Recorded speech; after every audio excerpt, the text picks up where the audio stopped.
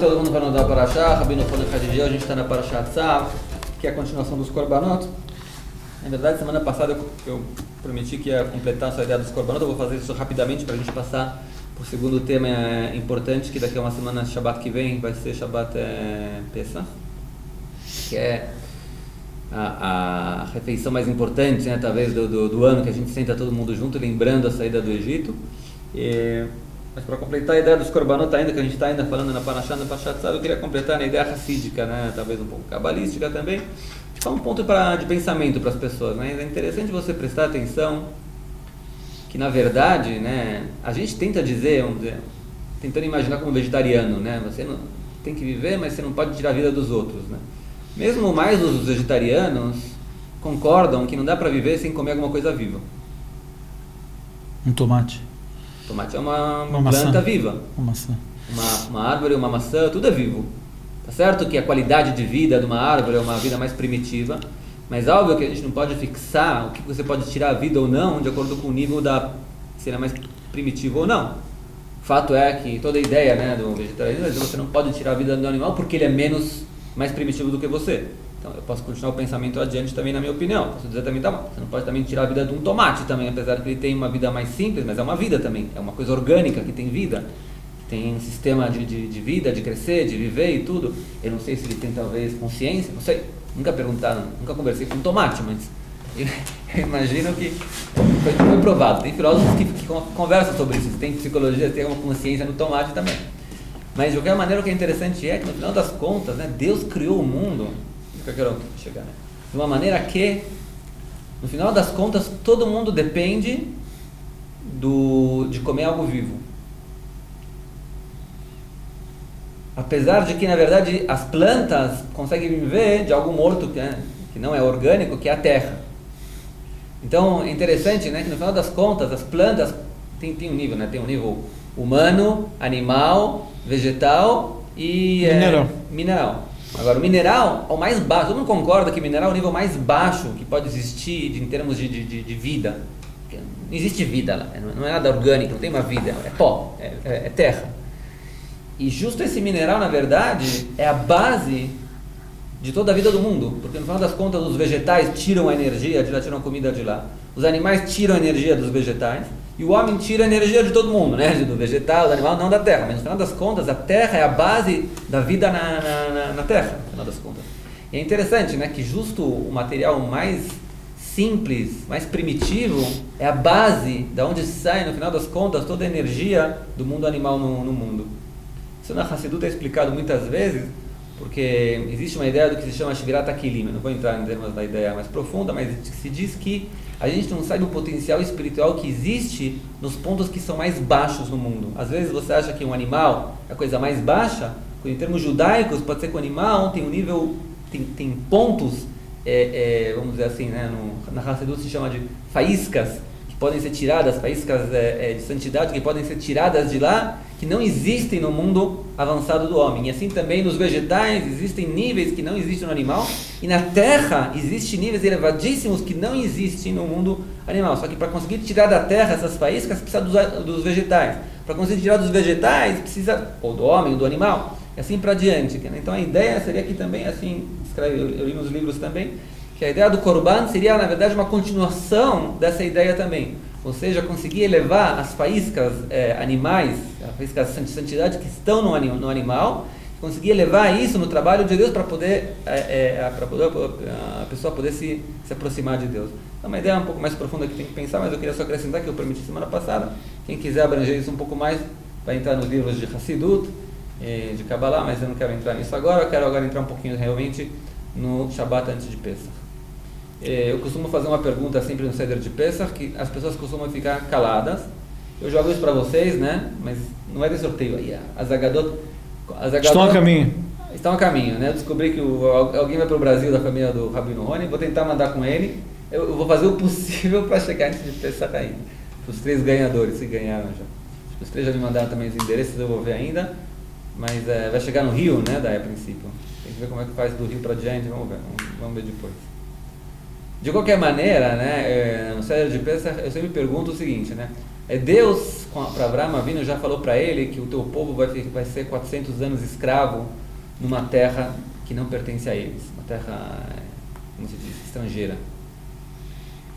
Ou seja, a promessa do exílio já foi dada a Avraham antes de qualquer pecado que possa ser feito. Ou seja, o exílio então não foi consequência de um pecado, porque já foi designado, né? O exílio já foi proclamado antes de qualquer pecado que o povo de Israel possa ter feito. Já que é assim, então podemos dizer então que quem decidiu que o povo de Israel vai estar no Egito é o próprio Deus. Se Deus foi que colocou o povo judeu no Egito, a gente senta durante algumas horas no Seder de Pesach, na semana que vem, no sábado, agradecendo Deus que nos tirou do Egito. E a pergunta é, por que eu tenho que agradecer para alguém que me colocou numa prisão, que me tirou também da prisão? Sim. Eu acho que a pergunta é muito boa. Sim. Concorda?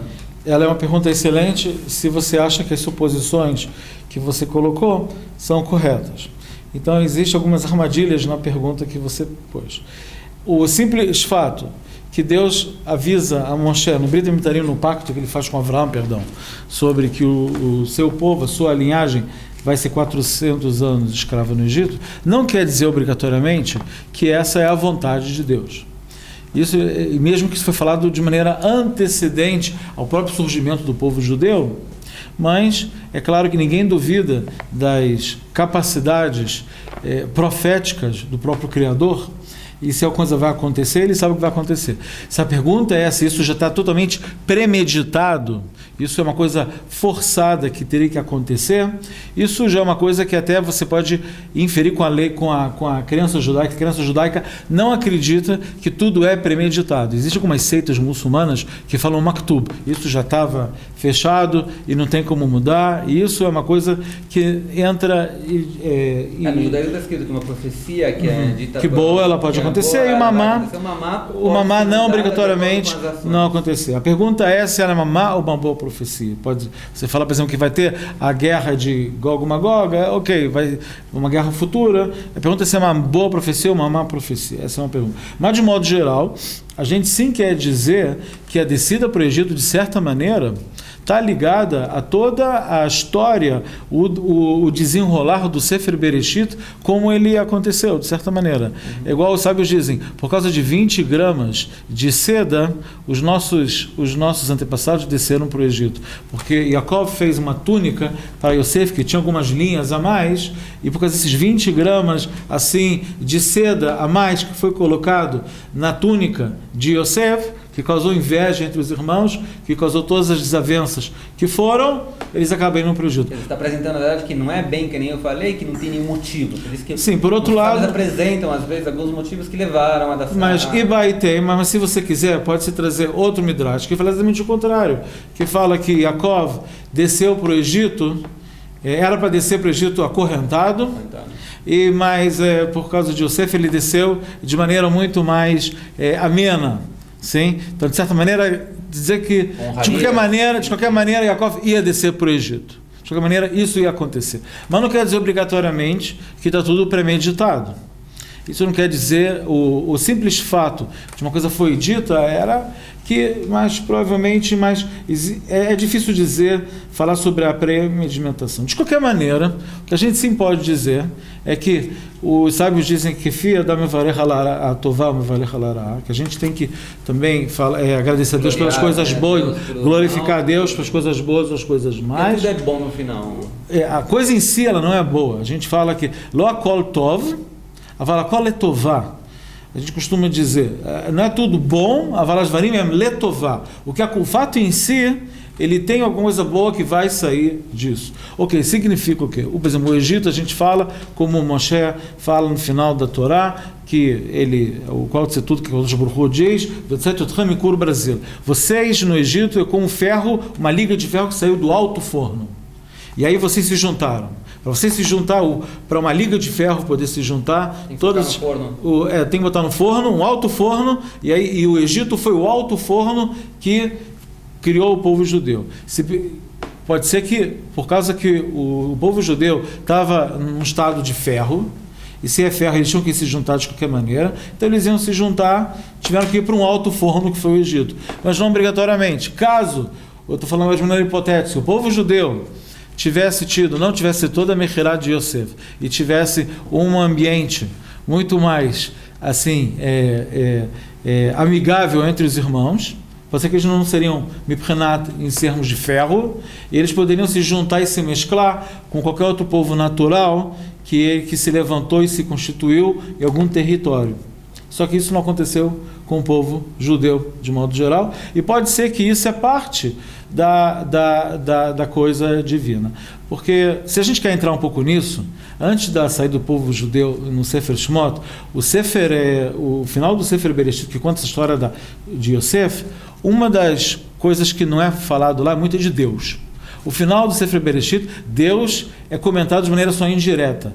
Elohim, o Yosef fala de Deus, o Paró fala de Deus, o Sara Mashkim falam Elohim e tal, mas Deus não aparece de maneira explícita. Parece que não é ele que está fazendo as coisas lá. Deus está só por trás, e parece um pouco de Megilat Esther, porque Deus não aparece na história. Parece uma história totalmente humana. A história de José e os irmãos, a descida para o Egito, parece uma história totalmente humana que Deus não está interagindo. É claro que Deus está por detrás, e pode ser que Ele está puxando as cordas, mas a gente vê que é tudo uma interação entre Deus e o povo. Então a gente não sabe o quanto a vontade de Deus de ir para o Egito. O que a gente sabe também, é igual você falou que Nissim, que Nissan é o do Nissim, que a saída do Egito, sim, foi uma intervenção divina totalmente explícita. Deus abre os céus e Deus tira um povo, ele entra na história do mundo. A história da saída do Egito é uma história que a gente tem que agradecer de qualquer maneira.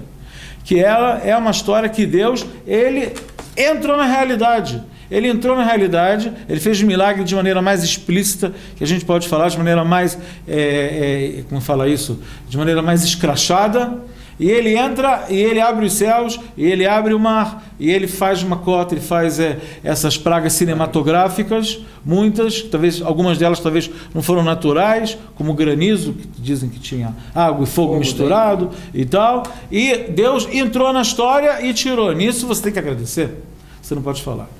Se o povo desceu para o Egito, a gente não sabe dizer se é tudo obra divina, a gente tem culpa no tribunal, é só a gente culpa no tribunal, né? Culpa no cartório. Obrigado. Sim. O que você acha? Bem, em primeiro lugar, muito boa explicação. Completando, talvez, pensando em completar a ideia, né? Talvez, proponho, né, uma tese, talvez, que a descida para o Egito talvez fosse sim obrigatória. Talvez isso possa ser entendido talvez do micro para o macro, né? Você lembrou agora aqui de Yosef, por exemplo, né? Eu sempre digo, se Yosef não fosse vendido para o Egito, continuasse em casa, qual ia ser o futuro de Yosef? Como ia ser a história se Yosef não fosse vendido para o Egito? Vamos dizer que os irmãos, ok, ele tem um garoto mimado, não estamos nem aí, deixa ele mimar o garoto, Deus que cuide da história, a gente não vai se envolver nessa história. No final das contas, o que parece muito pela Torá é que o que sairia de Yosef seria uma coisa muito contrária do que saiu no final das contas. Porque o que levou no final das contas Yosef a quem virou Yosef Atzadik, né, como a gente chama, Yosef o justo, Yosef aquele que recebeu o Ruach HaKodesh, que teve até profecia no final, foi na verdade o que ele passou como escravo e depois na prisão do Egito. Aquilo com certeza levou Yosef a uma introspecção muito profunda sobre quem sou eu. Eu quero fazer uma pergunta. Onde na história de Yosef a gente vê a intervenção divina na história? Em toda a história de Yosef tem uma hora que Deus muda a história. Onde acontece isso? A princípio a intervenção... Ele forçou a barra. Tem uma hora que Deus força a barra. A princípio a intervenção foi quando na segunda vez que tiraram da prisão. Tem uma melhor que essa. Tem uma melhor? Tem uma melhor. Qual a melhor? Quando Yaakov manda Yosef para Shem, para encontrar os irmãos, o que acontece? Ele chega em Shem e o que acontece? Ele encontra os irmãos? Encontra um homem que fala que eles saíram de lá. Em Shem ele não encontra os irmãos. Ele podia muito bem voltar e falar: pai, eu não encontrei eles. Eles não estão por lá. Desculpa, eu fiz a minha shlichut. Só que o que acontece? O que acontece? Um homem misterioso, que dizem que é o anjo Gabriel, ele fala: não, teus irmãos não estão aqui, teus irmãos estão em Dotan.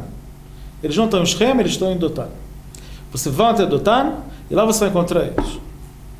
Isso por si só a gente vê que é uma intervenção divina na história. que tem de mais na história falar que Yosef foi num lugar chamado Shem, para um lugar chamado Dotan? Em Shem, nunca nenhuma caravana de ismaelitas que iam levar especiarias para o Egito, de Shem você não pode ver nada, nenhuma caravana passando, indo para o Egito. Temos topográficos? E nem topográficos. Dotan é um ponto muito mais oriental. Deus interviu nessa história até a nível geográfico. Ele falou, não vai acontecer aqui. O seu encontro com os irmãos não vai ser aqui, vai ser lá. E eles estão para Dotan, que é um ponto oriental. Deus mudou o eixo da história. E quando eles vêm, eles olham uma caravana chegando, agora, sem entrar na complexidade da história, porque a gente nem sabe quem vendeu, se você foi realmente vendido, entre os comentaristas, a gente nem sabe dizer como todo o desenrolar da história de Yosef. Quem tirou ele do bolo, se foram os midianitas, os ismaelitas, ou se foram os irmãos. Então ele foi vendido, que nem você disse, foi uma ideia divina dele ser vendido a princípio, não? Para chegar no Egito. A priori foi feita essa operação dele ser vendido para chegar no Egito. Para chegar no Egito. Como escravo. Para poder fazer uma introspecção em termos espirituais, para poder chegar ao nível que ele chegou, para poder virar rei do Egito no final das contas. Então, foi toda uma programação divina, conforme o próprio Yosef falou, né? Deus me pôs aqui, me colocou aqui para poder... Até um rachaf no lerá. Vocês pensaram para o mal, mas Deus pensou para o bem. E aqui, na minha opinião, né, a descida para o Egito também foi muito parecida à ideia também. Desceram para o Egito para se transformar num povo de reis. Mamlechet Kohanim Vegoi Kadosh. Não, um povo de sacerdotes. Como você pode transformar um povo em povo que possa receber a Torá, que possa ser luz para o mundo, que possa influenciar o mundo, que possa ser, por um lado, tão influentes do mundo, por outro lado, não ser tiranos, não achar que uma pessoa que é diferente ou que é inferior a você em níveis espirituais, ele merece ser castigado por isso, e sim que, pelo contrário, tem responsabilidade para cuidar deles, como você percebeu que agora que eu sou rei, então eu tenho mais obrigação de ajudar os meus irmãos e não agora fazer coisas mais. Como você pode transformar um povo, né, por um lado, levantar eles tão alto em termos espirituais e por outro lado deixar eles com humildade? Tem que fazer um estágio. Um estágio no Egito de escravidão. A gente não percebe, na verdade, mas a escravidão construiu o povo como um povo de humildade muito grande que estava proposto agora em termos espirituais para poder receber a Torá. Não é à toa que muitas mitzvot nossas, que Geraita Beretz Mitzrayim, que é sempre trazido esse adendo falando, lembre que você foi um ger, você foi um estranho, um escravo na terra do Egito. Quer dizer, a terra do Egito é algo que tem que estar na consciência de vocês e é algo que está muito ligado a muitas mitzvot na Torá de Ben Adam Lechaveró, de um homem e o próximo. Todos os problemas que a gente tem, as limitações que a gente tem, são, na verdade, utensílios que Deus está, na verdade, dando para a gente poder depois se elevar a níveis muito mais elevados que era antigamente. O próprio Moshe Rabbeinu, né, que virou líder do povo de Israel, talvez uma das partes que mais ajudaram ele a isso, fora o seu trabalho interior também, particular, foi também, na minha opinião, que ele era gago. Uma pessoa gaga não pode ser uma pessoa orgulhosa. Já viu uma pessoa gaga orgulhosa? Eu não vi. Não pode. O cara que é gago é sempre mais humilde, porque ele se sente sempre, ele começa a falar, né? Fala, termina de falar, o que você quer falar, né? A pessoa sempre está sendo atacada, sempre está sendo, como se fala? Estão gracejando dele, e acaba sendo uma pessoa humilde que está no canto dele, que ele está... Assim também Moshe Rabbeinu cresceu como uma pessoa super humilde, e nesse nível da humildade, no final das contas, transformou ele no rei, né? No chefe de todas as gerações do povo de Israel. Eu prometi que eu tenho uma historinha para completar só, uma historinha boa que mostra, na verdade, como às vezes aquilo que a gente acha que é um ponto negativo pode se virar um ponto positivo. Isso será a historinha que apareceu no Guilherme do Rabat semana passada, não? Não. Não, então eu vou te contar assim. História bonitinha que eu tinha ouvido falar uma vez, uma hora está escrito pelo nome do irmão da pessoa que aconteceu a história. Rapidamente, né, em Kitsur, que a gente já está no 19, vou tentar em um minuto. Há quanto tempo atrás foi Aliá? Fizeram aliá para Israel, os marroquinos, aliá grande, de milhas de marroquinos. Nos anos 50. Anos 50. Então, nos anos 50, vivia em Marrocos o pai do Baba Sali, que é um grande rabino aqui, chamava Abi Meir, né? Meir é um bonito nome, na minha opinião. Chamava Abi Meir. Existia um senhor lá que queria fazer aliá na mesma programação. Teve um acordo com o rei de Marrocos para poder tirar vários judeus, pagaram para cada judeu para poder sair de Marrocos. E ele chegou para o rabino, para o Rabi Meir, e falou, Rabi Meir Abu Hatzir, e falou para ele, olha, eu quero fazer aliá com a minha família, mas tem um problema muito grande. Em Israel é todo mundo doutor lá, todo mundo sabe, todo mundo estudante, o pessoal chegou da Europa. Eu não sei nem ler, nem escrever. Como eu vou poder manter a minha família, então, em termos econômicos? Aí o Rabi Meir falou para ele, olha, eu vou te dar uma bênção, você não precisa se preocupar. Você vai ter parnassá, você vai ter emprego até o final da tua vida, um bom emprego, e justo o que você acha que está te atrapalhando vai te ajudar. Aí ele fez aliar para Israel sem problema nenhum, tudo tranquilo. Bom, vou então agora para Lishkat Ta'asukah, como se fala, para o Ministério da... Final dos empregos, agências de empregos estatal. Estatal, né? Ele foi lá, sentou com um homem lá e falou, o que sabe fazer, né? O que sabe trabalhar? Eu falei, não sei muita coisa, eu plantava tomate um pouco lá na Marrocos, sei lá eu. E ele falou, mas você estudou alguma coisa? Eu falei, estudei, não sei nem ler, nem escrever, não sei nada. Né? Depois ele se arrependeu um pouco, que ele falou que não sabia nem ler nem escrever. Ele falou, que chances eu tenho agora de achar um trabalho? Mas ele se surpreendeu que depois de 2 dias ele recebeu um convite para uma entrevista na empresa Rafael. A empresa Rafael, né, empresa de construção de alta tecnologia aqui em Israel, de armamentos e coisa, um negócio muito tecnológico altíssimo, então, para fazer uma entrevista lá. Ele não sabia o que querem dele, talvez se confundiram, mas ele foi para a entrevista. Na entrevista aceitaram ele, senhor Moshe, bem-vindo, não sei o quê. Você pode aguardar naquela sala, a gente vai te chamar daqui a pouco já. Sentou naquela sala, sentou, esperou, passaram umas 2 horas, ninguém chamou ele. Ele falou, eu vou esperar, não tem mais nada para fazer do que ficar esperando. Depois de 2 horas e meia, abriu a porta, chegou um senhor Moshe, por favor, entre. Eu peço desculpas que o senhor aguardou tanto, mas o senhor foi aceito para o trabalho. Ele falou, foi aceito como? A gente não fez entrevista ainda. Ele falou, não, o senhor não entende. A gente tem aqui um material muito delicado, todo o segredo, né? Todos os segredos dos armamentos estão aqui. E a gente precisa de alguém que seja responsável para destruir, fazer grissar, como se fala, destruir os papéis. Sim. E a gente quer então uma pessoa que não sabe ler para ter certeza que esses segredos não vão ser passados para frente. Então a gente está procurando faz tempo uma pessoa que não sabe nem ler nem escrever para poder ser responsável, para poder acabar com todos esses papéis. Então o senhor foi aceito, né? Eu deixei do senhor 2 horas naquele quarto, porque a gente queria ver se o senhor realmente não sabe ler nem escrever, conforme está escrito no seu papel. Então a gente colocou jornais na mesa, colocou revistas interessantes, para ver se o senhor começava a ler alguma revista em 2 horas e meia aguardando. E a única coisa que o senhor fez foi pegar um jornal, mas do lado contrário. Então a gente entendeu que o senhor não sabe. Então ele está trabalhando na Rafael, até os 80 e poucos anos ele trabalhou nessa companhia, no final das contas, ele Parnassá. E você vê que no final das contas o que a gente acha que pode ser uma coisa mal, alguma maldição, pode se transformar em uma força muito positiva. Que esse mês seja para todos nós, nesse Pesach, um sinal para todo mundo, forças positivas, com felicidade, Zat Hashem, né? Yudale Nissan, se eu não me engano que a gente passa a semana também, é o dia do nascimento, né, do Rabino de Lubavitch, que também sempre falava, né, que Rosh Nissan é um potencial muito grande para se livrar de todas as preocupações, de todos os problemas. Amém. E de uma maneira que seja acima da natureza, né? Coisa sobrenatural. Um Pesach Kasher Sameach, um Shabbat Shalom para vocês. Shabbat Shalom.